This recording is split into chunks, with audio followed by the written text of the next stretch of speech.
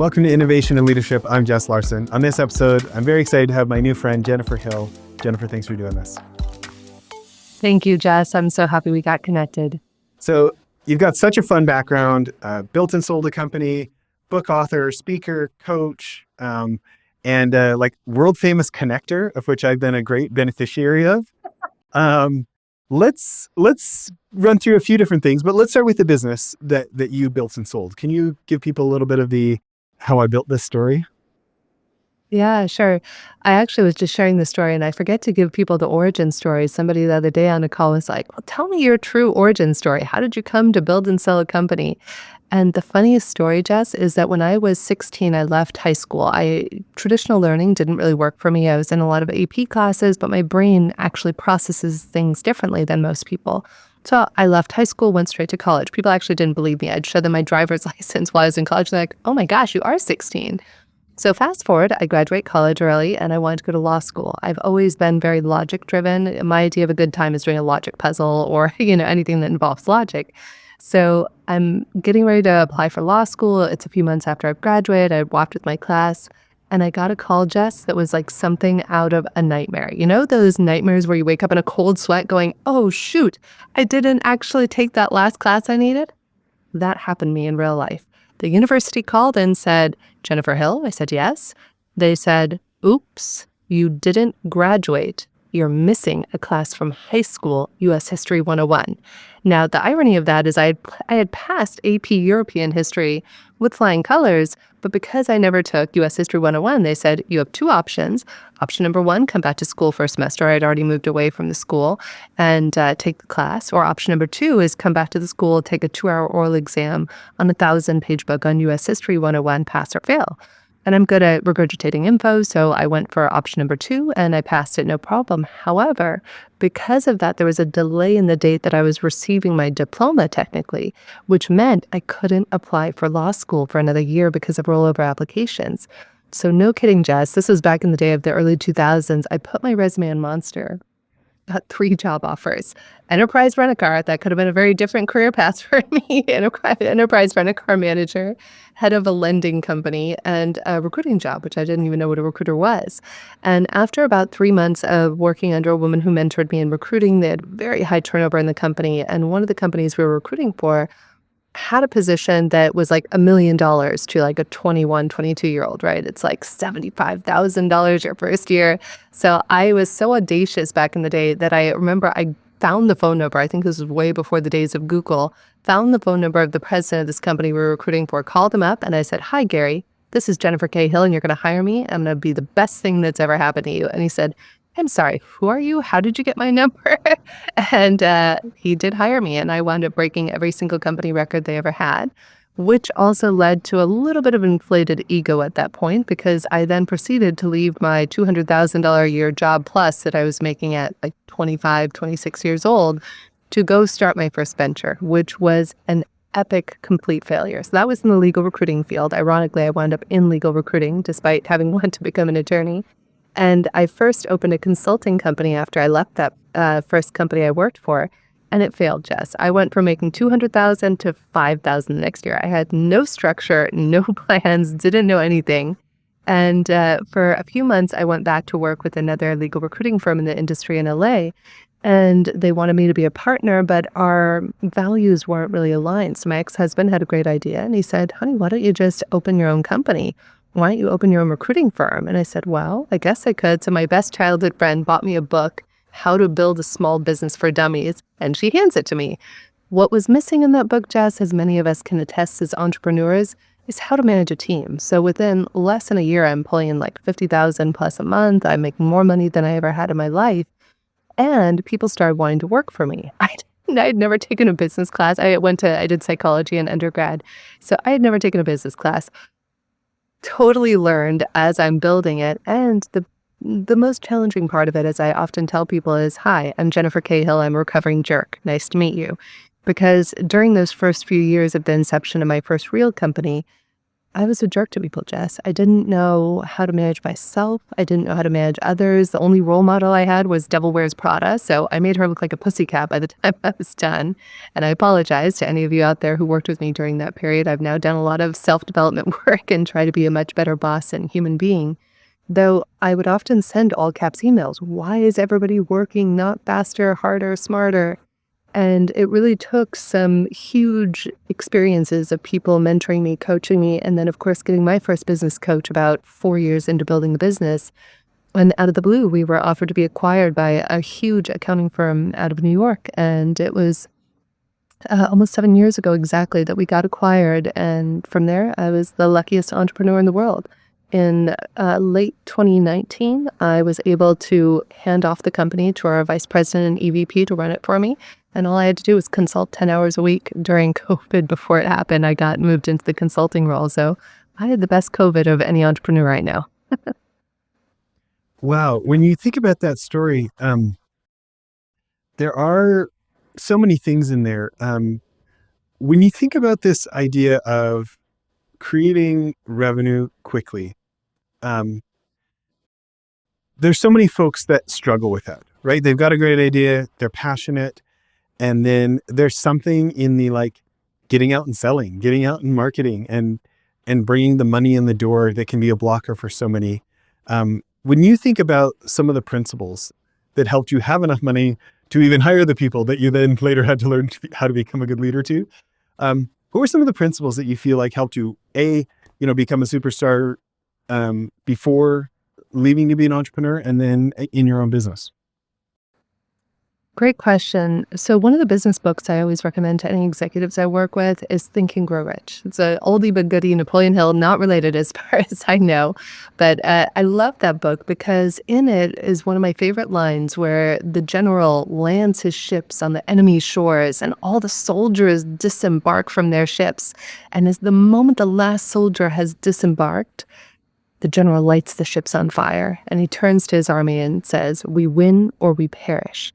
So I think that was one of the biggest things for me is when you're at that age, I was in my 20s at the time, you have this win or perish sort of idea. You don't have that many assets. You aren't as afraid to take risks. So when I'm working with executives, I tell them it's that desire, that burning desire that you need to get up every single day and know that you are going to make money. In fact, I'm going to rewind a little bit. Something interesting happened for me in my early 20s that allowed me to start making six figures very, very early in my career. I have always studied brain science. I love neuroscience and psychology and all of these different elements and how they interweave together.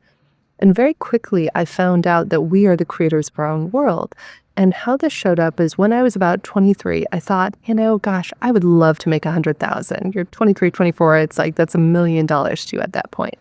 And I created a system that was a compilation of some Napoleon Hill techniques and some other personal development classes I was in at the time. And I called this a statement of intent and a daily declaration, where every day I would say out loud, by December 31st, whatever the year was, 2005, I have earned $100,000 or more. So I would write that down, and then I would declare it out loud first thing every morning. Now, this is a psychological principle where our brain is still in an alpha wave state when we wake up.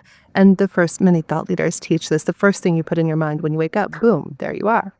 So every day I'm doing this. I'm dating my ex-husband at the time. We're just dating. And I am like screaming this at the top of my lungs. By December 31st, 2000, whatever the year is, I will make 100,000. Well, that first year I made about 100 and I think it was 100,000, just over 120 maybe.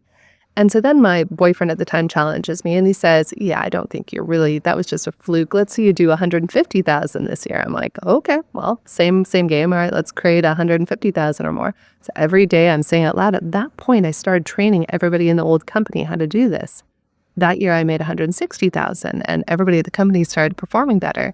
That third year, all of a sudden my ex says to me, "Why don't you make $250,000? Then I'll really believe it, like double your numbers." I was like, "Okay, let's play with this game." So every single day, Jess, I'd say by December 31st, I think it was like 2007, I will make $250,000 or more. That year I made $273,000 and I stopped doing it for a few years after that. So years later, my husband at the time and I were together, and I was building this new company. He said, "Hey, you stopped doing that crazy thing you used to do every morning where you would declare out loud how much you would want to make." He's like, "Maybe you should try that for your current company." And it was really shocking, Jess. And the thing I want to tie in here, because I love the science aspect of this, are you familiar with the neuroscience of what we look for and how we perceive things? Are you familiar with any of that? Treat me like I'm not.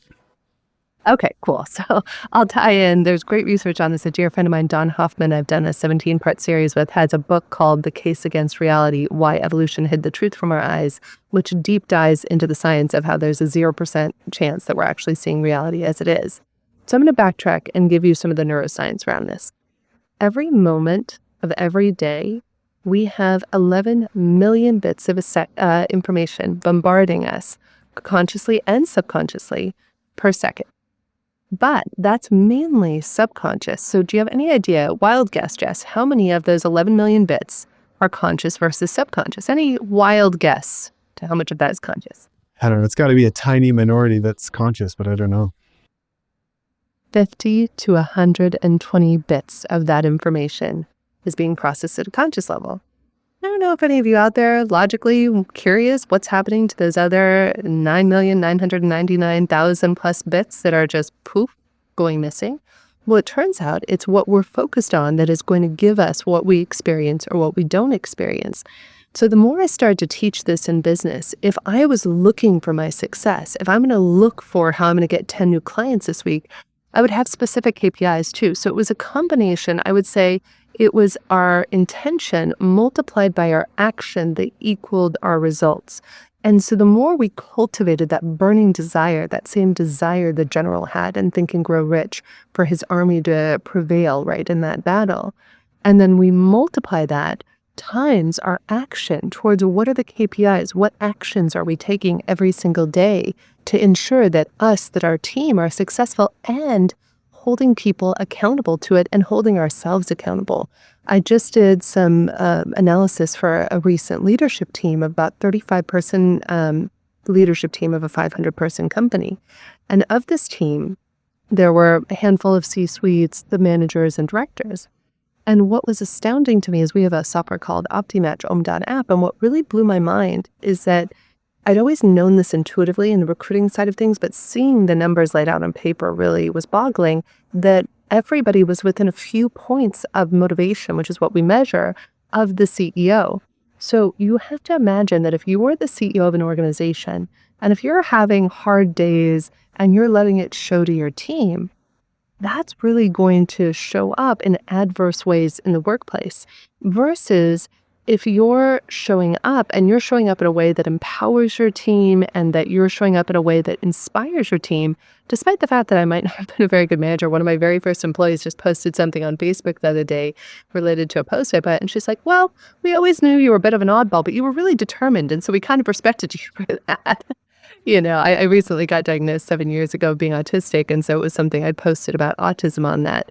And whether we're neurodiverse or neurotypical, it doesn't really matter. It's about owning our superpowers and using that momentum. I think a great CEO or leader is not afraid to get momentum. Now, to go back to your original question about the cash flow aspect, having residual income is everything. And in that first company, I had always done recruiting on the what you call direct placement side, right? And I had never done as much in the temp side, but I knew there was money to be made there. The average person who sends you a temporary assistant or whomever it is, on the back end, the agency is making $10, $20, $30, $40, $100 of profit for every person that consults. So I would actually track, I would wake up every day and I would think about how many temps do I need out? Do I need 100 temps out? And if the mean of that is $20 an hour that we're making profit, then I could basically forecast how many employees I could hire, how many employees I would need, et cetera. And I think that was really one of the deciding factors that had us be acquired, is that we had this robust temporary services. And then we had a team member who really handled that. And still, what I'm most proud of our team about, I left the company in 2019. Our team still runs it. And the accounting firm that acquired us just went through their own $2 billion acquisition, and our team is being brought on as part of that. So I think, to me, that is something that makes me happy to know that they're still doing a good job. Yeah, no kidding. I love this story about getting up and publicly, verbally, bringing up this big goal of yours. It sounds so simple, right? And I think sometimes when people listen to the show and they hear about entrepreneurs like yourself who grew their companies to millions and millions of dollars and sell them, they expect there's like some complicated answer that nobody knows about, right? And what's funny, like my mentor, as a 21-year-old, it's the only millionaire that would let me call him multiple times a week. Okay. Eventually we became partners. Today we own a couple of companies together still, our investment fund and another one. And he's just been like, become more like a brother than a friend over the years. But he got me to just start writing down my goals. Usually like weekly. I would, during church, actually in my notebook, the back of my notebook, I'd rewrite everything. What's funny is like, I would draw them a lot. And it's funny when I picked one up from 10 years earlier and it had like a snowmobile, a black truck, a half pipe. You can tell I'm like into action sports, right? I had a fast car, had a whatever, a house, this, whatever. And it was interesting that I had like 95% of what I had just written in these little books week after week after week after week. But it was so fun because I'd forgotten about it and then found this old one, and I do a version of that, but it's not as intense as you're talking about for your daily thing. And I have this friend now who we kind of trade CEO coaching, even though he's got much bigger businesses than I. And he was like talking to me about doing the daily thing again. And so last fall I did that. And here about a month ago, he just got $500 million at $1 billion valuation from one of the most well-known investors in the world. And so apparently his advice is working for himself. So I'm going to keep it up. I actually have alarms on my phone. They go off at 7 a.m. and then in the evening to remind me to say it to myself. But I've never said it out loud. So I'm going to follow your thing and I'll shout it out to myself in my car on my way to work. Yeah, absolutely. It's all about that vim and vigor and energy because there's so much science behind this that shows that our emotions paired with a desire or something we're going after, the more that you engage both the desire and the emotion simultaneously, that's what has a physiological and then a material response in the world. And so that's why I spend about 2 hours a day, every day in meditation and reflection. To your point about intention setting, every Sunday I read a great article like 10 plus years ago from a CEO who said, great CEOs set up their week every Sunday. So for me, 2 hours every Sunday, I'm going through, I'm reviewing all my meetings in advance. I'm asking myself, what are the KPIs? What would I like to have intentionally come out this week? I set intentions for everything from a podcast I'm going to appear on to potential client meetings, investor meetings. How do I want those to go? Who do I ontologically want to be in those meetings? Do I want to be disciplined, determined, authentic, persuasive, whatever it is? You choose how your week goes rather than letting your week happen to you. And then every day I set intentions. In fact, one of my friends who created $1 billion company, happy to connect you with her if you'd like for the show, she taught me, and it was such great feedback. She said, great CEOs choose 3 things every day that are non-negotiables, and you don't do anything else until you've done those 3 things. Because it's so easy, right? You have kids, you have fires to put out, you have employees who need things, and it's so easy to go squirrel, squirrel, there's a lot happening there. And when Melissa told me that, I was like, wow, 3 things every day, non-negotiable, and don't do anything else until those get done. Yeah, that's great. Reminds me of that billionaire, Gary Keller, his book, The One Thing. I don't know if you know that book, but I love it so much. It's great. It's funny because like, I'm not saying that like me saying this out loud to myself would make my business successful by itself, but like you can be doing so many other things right. And I feel like I can get so distracted by the squirrel and I can, I can let some current disappointment. It's like that movie Inside Out, where like the one touches all the ball and they all turn blue. You know what I mean? Right? It has this thing where like that daily reminder that my friend slash mentor slash CEO coach got me doing is kind of that like, oh yeah, what am I here for? What am I really doing? It kind of just like long-term thinking is such an advantage for entrepreneurs and investors, according to all their books. And I feel like it helps me get back to that. So let's go for, you've had multiple successes in life, but let's do the how I built this on OptiMatch and what you're doing right now. Yeah, thank you. So it was very funny. I swore I would never build another company again. After I exited the last one, it's like giving birth. You're like, never will I ever build another company again, dot, dot, dot. So I took that year and was on sabbatical, just kind of enjoying life, going on croissant hunts for 5 hours a day, time I never thought I'd have while living in Paris. And right around that time, it was during 2020, I had done a huge global meditation with Deepak Chopra and a lot of famous thought leaders on March 9th of 2020 that got some media acclaim and so forth. And one of the media people who interviewed me was a woman who had a popular radio show. So fast forward a few months later, in June of that year, she invites me to this private mastermind that she's doing that happened to be online instead of in person because of COVID. So we get in there and I get put in this breakout room. This is when we're all just learning how to Zoom and live this virtual life. I get put in this breakout room with a woman named Moon Cho and this other woman named Jean Houston. And so I'm just chit-chatting with them, and I say to Jean, "Oh, Jean, what do you do? How are you here?" Turns out she's the keynote, very famous, world-famous American author. And then this woman, Moon, is a very famous YouTube influencer, and we chit-chat. And one of the secrets in business I will share with everybody out there: follow up.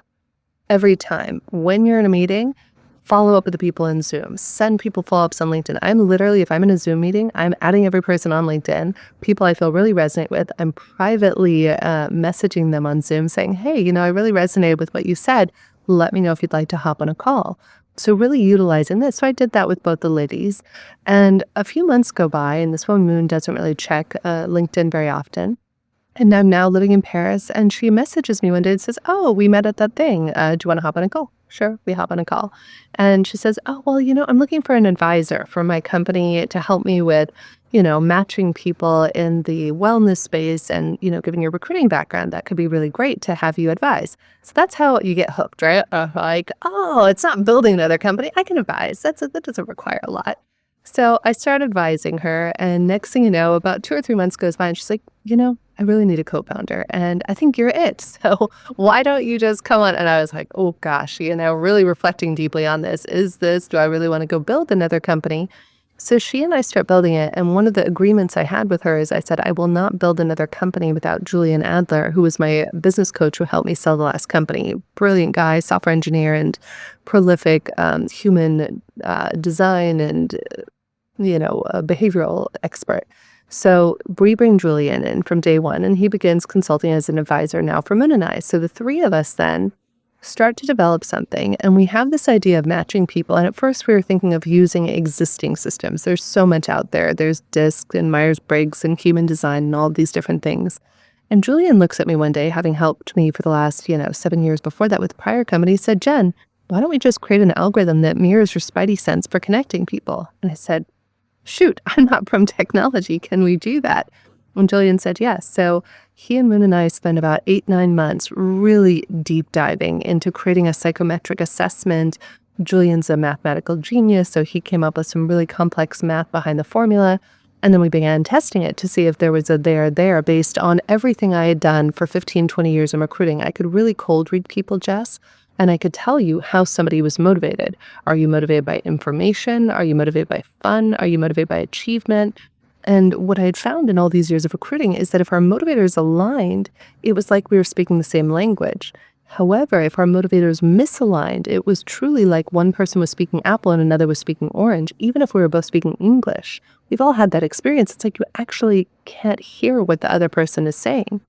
So we began testing this, and as we tested it, I used Typeform. If anybody out there is building a company like this, what I loved about Typeform, I'm not an affiliate, I just want to say what value it added for us, is it showed us the distribution of the answers. So it would tell us, was everybody choosing A as opposed to C, or were the answers evenly distributed? So it gave us a lot of great information in early testing, and then we brought on a psychiatric and medical advisory board team to be sure that the questions were psychiatrically sound, that there were no biases. We made adjustments, and we started off doing it for a marketplace of therapists. That was our original goal, was to match therapists and patients. And we were doing our own studies. Our initial study consisted of 750 respondents, including 100 therapists and coaches, and 150 completed sessions. And in that early testing, we got to an 87% satisfaction rate.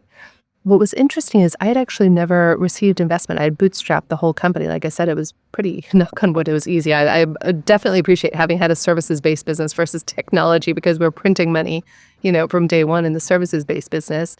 And fast forward now, the first time I ever go to pitch an investor like a year and a half or so ago and tell you about this marketplace and how we want to match therapists and those they work with, and the guy looks at me, he says, I don't give a crap about your marketplace. He said, but if you are really as good as you say you are at this matchmaking thing, he's like, you're thinking about this all wrong. He said, you need to stop what you're doing, white label this, and make it available to everybody around the world, from accountants matching with their clients to this person to that person.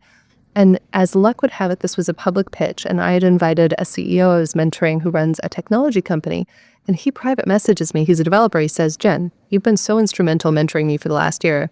I'll project manage the whole thing for you and do it at cost. And I was like, cool. So next thing you know, we wound up developing what's now called OptiMatch or Om.app, where we go into companies, we do consulting for them about leadership teams. Though some of the biggest use cases we see is that communities use us, events use us. A really big company called Mind Valley uses us. They just used us for an event that they had. I was on Necker Island last year, and we used our software to match everybody on Necker dates on Necker Islands. We're actually exploring that to see if that'll be a thing going forward. Because, you go to an event, and whether it's 40 people or 400 or 4,000 people, it's hard to know who you're going to feel psychologically safe and aligned with. And to be able, like your mentor you mentioned, to find those people that you hit it off with and want to build businesses and future companies with. So after we are in Necker, they brought us to a Mind Valley event. We've been brought to communities. We're in talks with a 500-person CEO community right now to talk about matching all of their members together to create greater engagement and retention. And it's been a wild ride, Jess. Building technology as opposed to services has definitely been a different experience and one that's helped me to grow. So now I travel around the world, I go to events, and I love to connect people, as you know, using my Spidey sense still. And then we, of course, anybody can go to om.app/survey and try it. Very cool. Well, let's do this.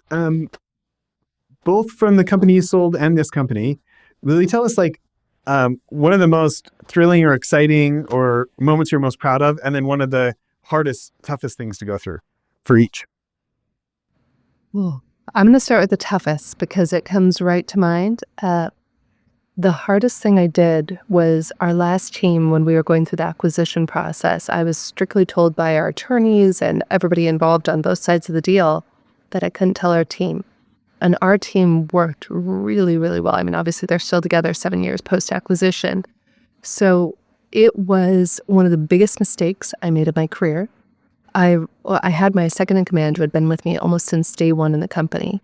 And I remember I told her at the same time as I told the company, I pulled them all in a meeting, and Jess, we had just broken every company record. Like I love to motivate people with different sales things. So I think the quarter right before the fourth quarter of 2017, I'd had a goal, and it was a tiered goal where, say, if you hit X, then we would go to Las Vegas as a company. I'd put us up at a nice hotel and we'd fly commercially.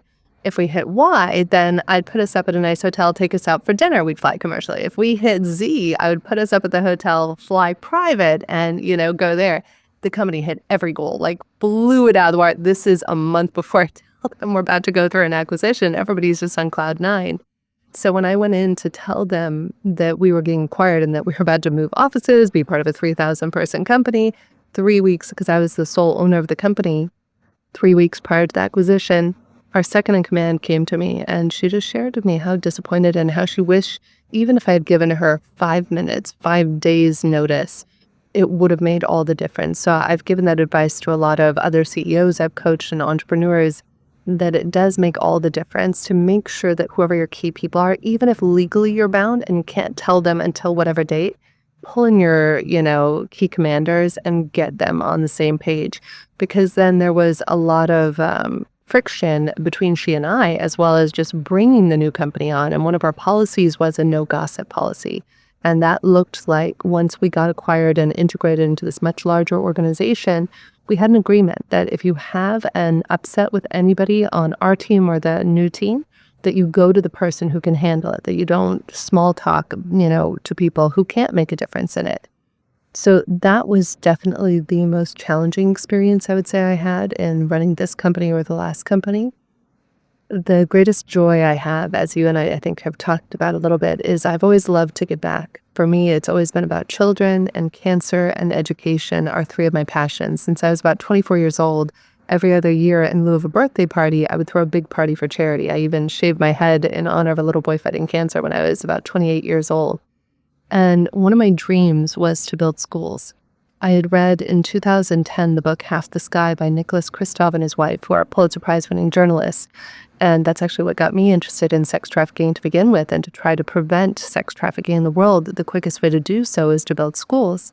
So I went to Cambodia back around 2011 or 12, I believe it was. And I wanted to, I wanted to take 10% of my company's proceeds. I always did that. 10% of any proceeds from the company always went to charity. And so I was going to write a $35,000 check to this company, this person in Cambodia, but I didn't trust it was going to go to the kids. And I was like, oh, how do you, when you're trying to build schools in another country where you don't really have purview over it, how do you do that? So I gave up on that for a few years. And I was at a mastermind event in Monterey, California in 2017, I believe it was. And at that mastermind, we were told to ask one another in partnering, what matters to you? Such a powerful question. I still use it in breakout sessions when I'm doing group facilitations, is we ask one another, what matters to you? So this young man looks at me and says, what matters to you? And I said, building schools. He says, great, what are you doing? I said, it's too hard, right? As entrepreneurs, we can often push through a lot, but sometimes you're like, I just can't figure out how to solve this logic puzzle. So I said, it's too hard. He said, cut that out. You go stand up right now. As soon as we're done, you share this in this room of 100 people and you'll get this sorted. I said, okay. So I shared and a woman stood up, Linda, and she said, great, call Skylar on Monday at Beldon. And I did. And 4 months later, I was with my mom, my dad, and my ex-husband, and we were pulling in to this village in northwestern Nepal, Dungari, 2 hours outside of this place called Dungari.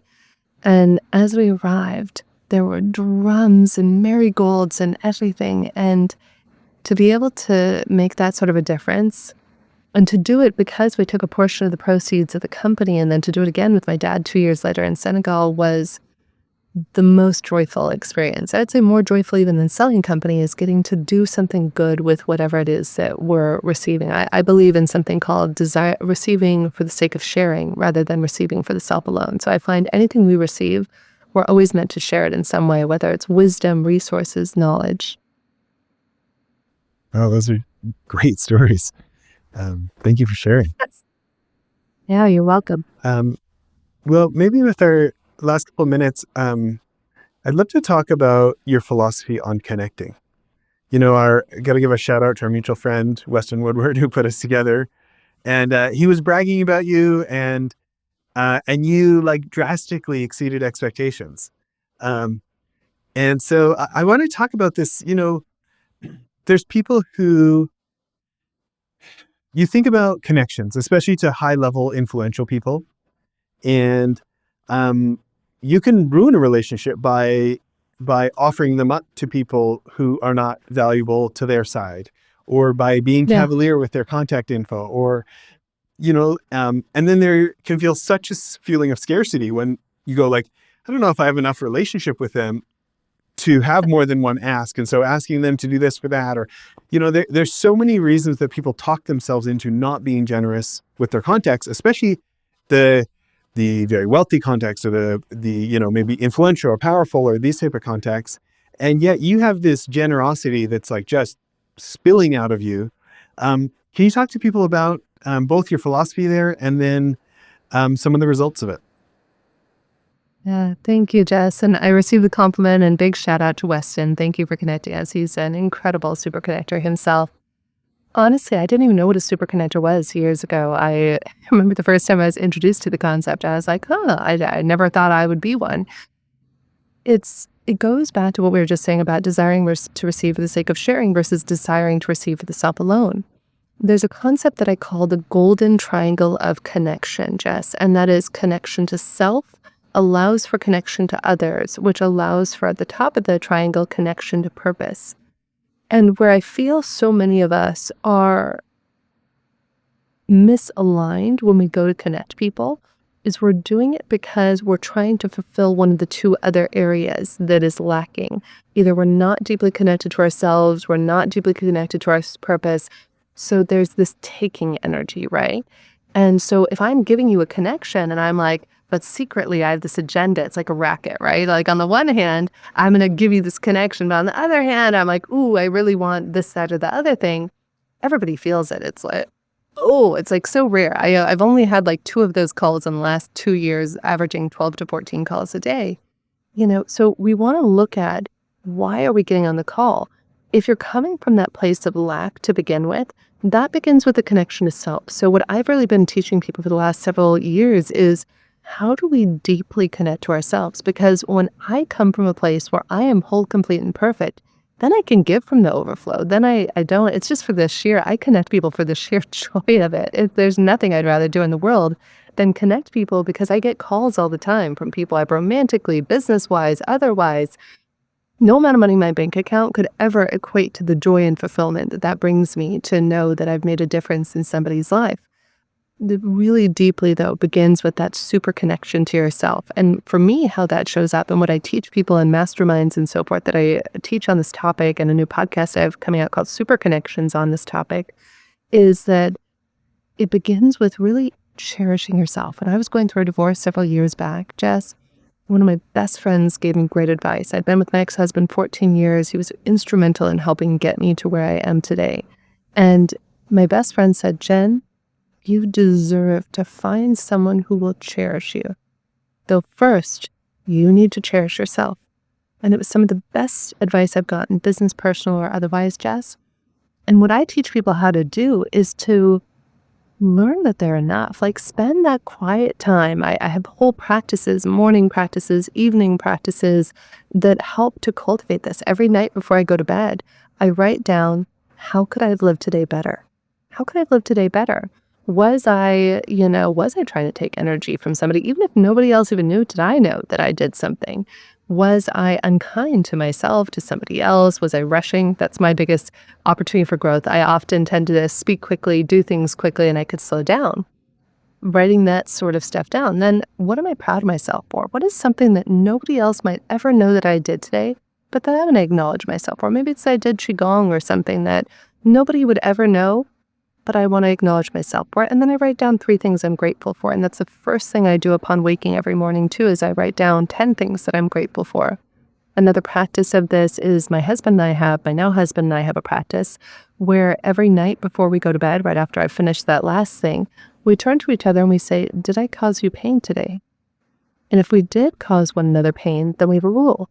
The person shares their experience and you acknowledge it and you say, oh, okay, I apologize. I'm so sorry. How did that occur for you? How could that have gone better? Like, you can ask clarifying questions, though no blaming, no justifying, no defending. And then at the end, we say something that's a whole point of prayer. You say, I apologize. Please forgive me. Thank you for being in my life so that I may love you. And I really think Jess said all of these different ways that our relationship to ourselves is mirrored to us in every single person we come across. About 4 times a year, I throw pretty large parties at our house here. And I just had one for New Year's Eve. And I'm always so honored that the people who come in the door and that they show up. And I get the same feedback every time I throw a party. People are just like, how do you have 80 people who are all the most extraordinary people I've ever met in my life, all under the same roof? And what I've come to realize is that the more we love ourselves, the more we respect ourselves, the more we give ourselves what we need, then all of a sudden, everybody else is just a mirror of that. Then our purpose kind of becomes more clear. Then our relationships to other become clear. And to get into the actual action when it comes to connecting people, it's partnership. So many years ago, I did a class on partnership with a brilliant woman by the name of Alison Armstrong, who studied men and women for 30 plus years. And I used a lot of what I learned from her in business. And in her class on partnership, she taught me something very powerful, that it's mutual consent. Really, it truly is. It's mutual consent. You go through a process of clarification with any partners, just like I go through that process of clarification with my husband every night. When I'm partnering with somebody, I go through a process of clarification with them. Do you like to receive referrals? Is that something, like, I ask some people I know, they say, oh, I want to research everybody before you send them over. Oh, I want this. Okay, cool. So I go through people and I ask them, do you prefer a text email? Do you prefer a voice text? Do you prefer an email? Most of us don't take the time to go through a process of clarification. And I think that's what makes us great humans and great partners and great connectors is the more that we can go through this process of clarification with others, whether it's romantic, friendship, business, potential connections, then we have an agreement. Like I have a friend of mine, Randy Mullen, who I love. He taught me about this technique called the +2 concept, where after every call, it's not at all a judgment of the person, it's a judgment of where your energy is at. If you get off a call, like say we get off the podcast and I'm like, oh gosh, I love Jess and my energy feels more expansive than I got on the call, I would give that a +2 energy. Or if I'm like, oh, my energy feels, good, cool, that's a +1. If it's a 0, it's nothing, no net loss or gain. If it's -1, then you notice your energy is a little depleted after the call, or you could do this after tasks. And if it's -2, it means that your energy feels significantly depleted. Now, it's not meant to be a reflection of the person, but as we've studied in OptiMatch, if my motivators and your motivators align, that creates, as Google found in their Project Aristotle, greater psychological safety and more affinity. That's what Google found was the #1 factor in team success was psychological safety in their study. And so the more our motivators align, yes, we're going to have natural affinity for each other, but the more we can begin to quantify that, like Randy and I have a mutual agreement. We refer each other +2s all the time. We have a carte blanche. Other people, I know that I check first and say, hey, Jess, would you like to connect with this person? Or, oh, Weston, like I think Weston and I have a carte blanche with each other too, where you automatically send referrals back and forth. And by doing this, then you clarify, oh, how did those connections go for you? What would you like to see more of? Was there anything that didn't work? And it all comes down to this being a good communicator. Even I'll give you a really funny example on the terrace. So we have a beautiful terrace that overlooks the water here in Lisbon. And somebody came up to me and it was like 10 minutes before the fireworks were about to start. We can see a lot of fireworks. And I went into every room in the house and I said, everybody just let you know it was a very cold night. I said, you may want to grab your coats. In 10 minutes, we're going to have fireworks on the terrace and would love for you all to join us. There'll be champagne. And one of the women at the party comes up and she said, been to a lot of parties with a lot of hostess and hostesses. She said, but I've never had somebody be such a good communicator. And that's what it is. Like, I think great connectors are also very good communicators. Well, it's interesting. We've only known each other a few weeks, and I think about this. So I've talked to my wife about you multiple times because I think I have this self-image that I'm a good connector, and I'm often calling people off the podcast to introduce them to each other for no reason for me, kind of a thing. But you do it like at like on such another level to me that I'm like, it made me want to be more like you. I was talking to my wife about like, you know what, I could be more like that. I've got the volume of people where there are more matches than I'm making. And, Yeah. and it's that, that thing you said about like the joy of having done it for someone else. I think for some people they could be cynical and that sounds cheesy, but like when you actually do it and then they have this great time, I was super happy to hear you and Lindsay are hanging out or whatever, Oh, I love Lindsay. It's like that feeling is actually kind of addictive, so it's not true to say, there's nothing in it for me. It's actually really fun for me when it works out for other people. And so, anyways, I'm going to tell you something after we hang up. But, after we stop recording here, but it really it genuinely the last half of this year changed me because you keep sending me these people and I'm like, oh my gosh, I got to keep up. I'm not even close to sending Jennifer as many great people as she sent me. And anyways, it's I think that it is a kind of generosity that can be contagious across the world. So I'm glad you're setting the example. Thank you. Thank you, Jess. I received it. Well, listen, will you tell people again? So will you give people your website in case they want to hire you to be a speaker or these kind of things? And then will you give people the website for the survey again? Of course. Yeah, so if you want to find my information, it's Jennifer, K as in kite, Hill.com. You can sign up for an email list there, find out about any events I'm speaking at, or book me as a speaker through that. I'm also on intro.com, I think. Our website where the om.app is om.app/survey. If anybody wants, you can try it. I always love to hear from people, how they like their complimentary reports of how they're motivated. And then you can trade reports with your friends. When we do this at events, people are like, ooh, I'm an apple mango. Oh, I'm a lychee pear. And, you get to have these fun conversations. And the goal really is to reverse the accidental adversarial relationship between human beings. To your point, Jess, of what you just said, I think we're all meant to have loving relationships that fill our hearts with joy. And we wind up all the time in these accidental adversarial relationships. And often it's just because we're not speaking the same language or we're not communicating in a way that lands for one another. So I wish I could be the fairy godmother of connection and help everybody in the world connect deeply to themselves, others, and their purpose. Well, I think you're achieving that. So congratulations. And thanks everybody for listening. Bye now.